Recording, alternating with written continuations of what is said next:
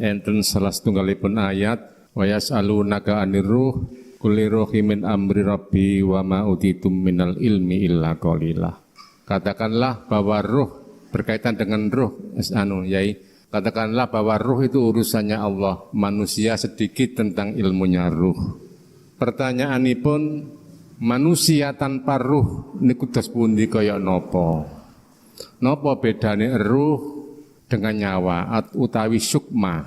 Pertanyaan yang kedua, menawi umat manusia niku dicabut ruhnya, maka ruh itu ditaruh wonten pundi, sedangkan jasad itu diletakkan di tanah, digerogoti oleh rayap, sedangkan ruh itu diletakkan wonten pundi. Itu pertanyaan yang kedua. Mekaten, matur nuwun. Wa yas'alunaka 'anir ruh. Bahasa yas'alunaka iku adalah umat yang bertanya terhadap Muhammad. Kalau ada umat mempertanyakan tentang ruh terhadapmu Muhammad, ngene Allah dawuh, katakan iku urusan pangeranmu. Berarti urusan Allah, Pak. Sebab manusia pengetahuan tentang ruh adalah hanya sedikit. Apa? Hanya sedikit itu apa? Roh itu sebelum ditaruh di jasad, Allah mempunyai satu perjanjian terhadap ruh, tidak akan menyembah selain Allah. Kemudian roh itu ditaruh di dalam jasad, terus di dunia, kemudian suatu saat roh itu akan diperintah untuk kembali kepada Allah. Hanya itu. Berarti Rasulullah dulu tidak membahas tentang masalah roh, nggih. Kalau jenengan melihat makhluknya betul, Pak. Memang ruh ini tidak ada yang boleh membahas kecuali yang membahas adalah Allah. Dengan ayat inilah yang akan dijadikan sebagai dasar mutlak oleh ahli hijab, ya. Siapa yang membahas ruh jelas sesat itu. Mana? Ayatnya sudah jelas, wa yas'alunaka 'anir ruh. Hanya Allah yang membahas itu. Mohon maaf, di dalam diri saya siapa, Pak? Allah toh. Dalam diri jenengan siapa, Pak? Allah toh. Di luar diri saya juga Allah. Kalau panjenengan melihat Allahnya sehingga mendengarkan keterangan ini, maka jenengan akan yakin yang membahas itu adalah Allah. Sambung napa mboten? Tetapi nek jenengan kalau melihat dengan iman sampean makhluk saya, jelas sampean akan mengatakan yang membahas adalah mukhlason. Tidak ubahnya terhadap ketika saat Rasulullah Muhammad bin Abdillah membahas. Ini yang tidak boleh. Sedangkan banyak manusia itu yang beriman, yang membahas itu adalah makhluk. Ini letak kekeliruan kita. Kita harus memandang siapa sebenarnya itu. Hidup pada diri saya mukhlason, itu bukan hidup mukhlason. Mukhlason ini koyok telek kintir nih kalau Pak. Nanggonian makhluk toh. La haula wala quwata illa billah. Munculnya satu ucapan, munculnya satu pendengaran, munculnya satu penglihatan. Tadi saya katakan, iku nurku kata Allah.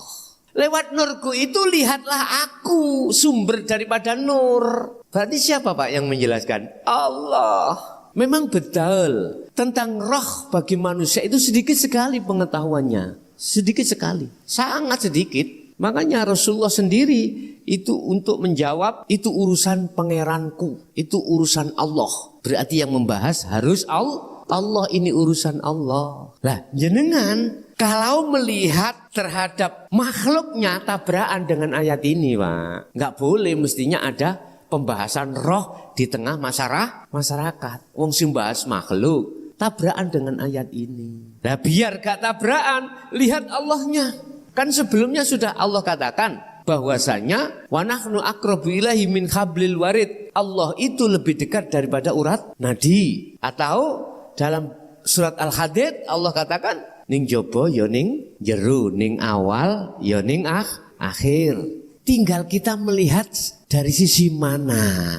Kalau kita melihat menggunakan mata dohir, ya makhluk Pak. Ini yang tidak boleh. Harus dengan mata hati. Mata hatinya apa? Iman. Percaya enggak? Kalau di situ ada Allah, berarti yang memunculkan itu Allah. Kalau jenengan percaya di situ, maka sudah benar, tidak tabrakan dengan ayat ini. Tapi di situ orang ada dua golongan, Pak. Ahli hijab dengan ahli syuhud.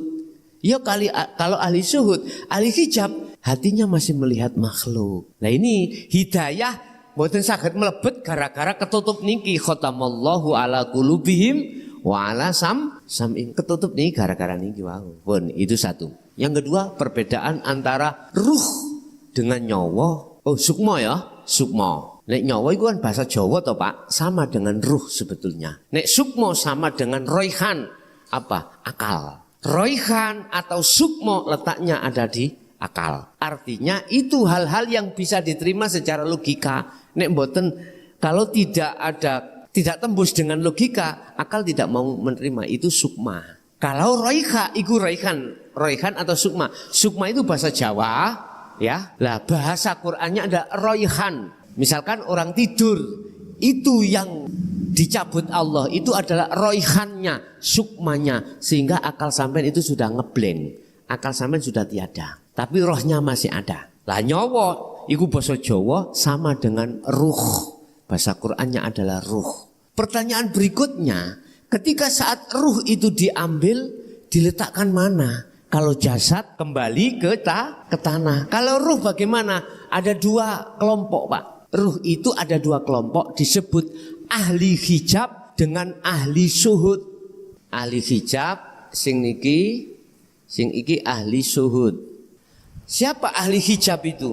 Ahli ruh yang tertutup oleh syahwat dunia ini. Akhirnya tak tampak, tak jelas Allahnya. Itu namanya gelap akhirnya. Ini diletakkan mana ruhnya? Wa min waraihim barzakhun ila yaumi yub'atsun.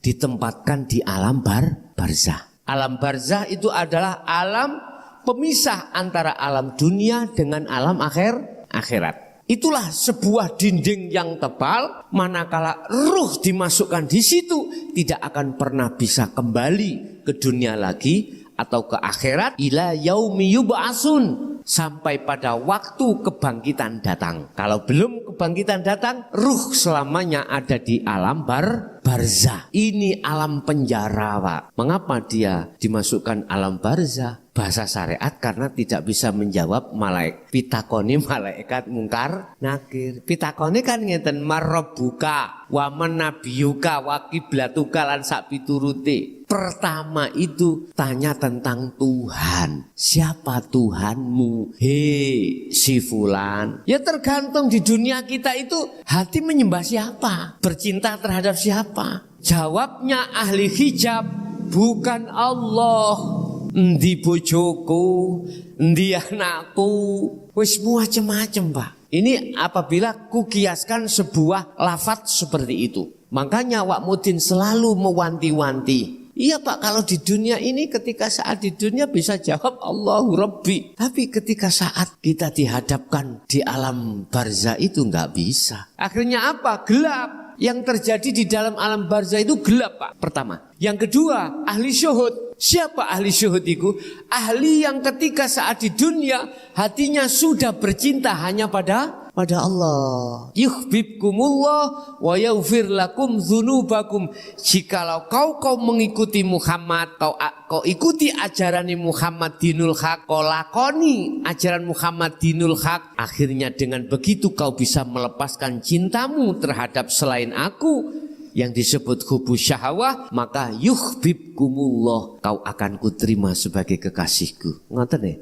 Terus kesalahanku sadurunge ya napa Gusti? Kula cinta wong wedok, wong lanang, kula cinta anak, kula cinta donya brana. Wa yaghfir lakum dzunubakum. Lha niki lho, letake wong taubatan nasuhan niku. Semua digiles kesalahan-kesalahan ruh ketika saat bercinta terhadap selain Allah. Sebab innallaha ghafurur rahim. Ini karena masih ada kesempatan. Nek wis is dead. Ini Pak, hatta idza ja'at humus sa'ah baghdatan. Orang manusia semuanya akan sadar, manakala golongan ahli hijab akan sadar dikala detik-detik datangnya perkara yang mengagetkan. Apa yang mengagetkan, Pak? Kematian.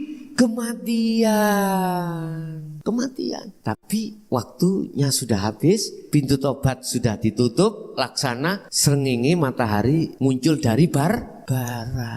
Kita nggak tahu kapan kita dijemput Allah, dipaksa Allah. Semua kami kembalikan kepada diri masing-masing. Mulai saat kapan kita harus mengikuti Rasulullah, mulai saat kapan itu terserah kita masing-masing. Jadi mohon maaf, inti daripada ajaran Rasulullah itu sifatnya tidak untuk memaksakan, tetapi jenengan diberikan hak asasi mau milih atau enggak, mengikuti Rasulullah atau tidak, itu urusan kita masing-masing.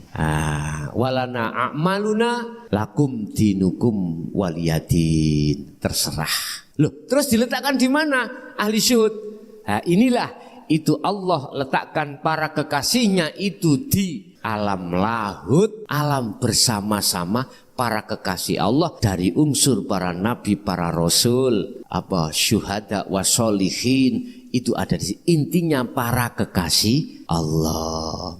Jadi wis gak ono alam barzah, Pak. Gak ono alam barzah. Iki hakikat loh, bukan syariat. Nek syariat, dia akan bisa menjawab pertanyaan malaikat mungkar nakir, dan Rasulullah memberikan rilis hadis turunnya seperti kemanten anyar. Sampai datanglah hari kiamat datang.